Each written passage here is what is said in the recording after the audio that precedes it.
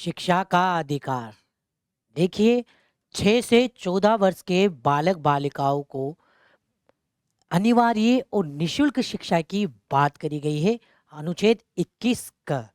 यानी कोई भी बच्चा गरीबी, असहाय या पारिवारिक स्थिति के कारण शिक्षा से वंचित ना रह जाए, इसी के लिए हमारे संविधान में ये बात करी गई है।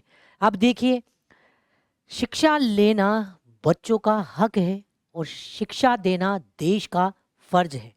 इसी के लिए भारतीय संविधान के अनुच्छेद 21 क में 6 से 14 वर्ष के बच्चों को कौन सी अनिवार्य और निःशुल्क शिक्षा की बात करी गई है। किसकी?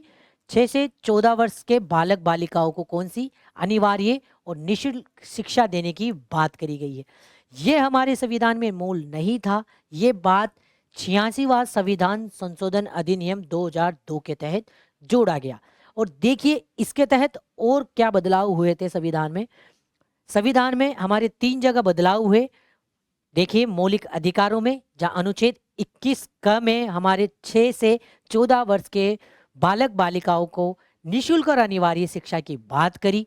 कानून बनाने के लिए फिर क्या हुआ, यहाँ पर अपने 2009 में क्या लाया गया, शिक्षा का अधिकार अधिनियम लाया गया और उसे अप्रैल 2010 में लागू कर दिया गया। यानी राइट टू एजुकेशन अपने लागू कब हुआ? 2010 में। नीति निर्देशक तत्वों में भी बदलाव हुआ। यहाँ पर कहीं ना कहीं 6 से 14 वर्ष के बालक बालिकाओं को अनिवार्य और निःशुल्क शिक्षा की बात थी 2002 से पहले, लेकिन बदलाव करके 2002 में क्या करा, 0 से 6 वर्ष के बच्चों को शिक्षा की बात करी, क्योंकि ये जो था वो इधर चला गया था, अधिकार बन गया था। अब एक था अपना अनुच्छेद 51 का, जो क्या है, मौलिक कर्तव्य।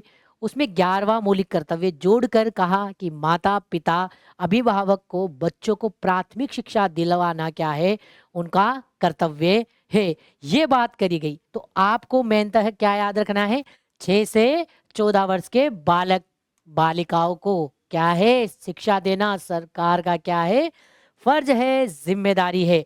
और एक कौन सी है, देखो, ये कंपल्सरी और फ्री एजुकेशन, 2 वर्ड। और अंततः ये 86वां कॉन्स्टिट्यूशन अमेंडमेंट 2002। तो ये आपको ध्यान रखना है।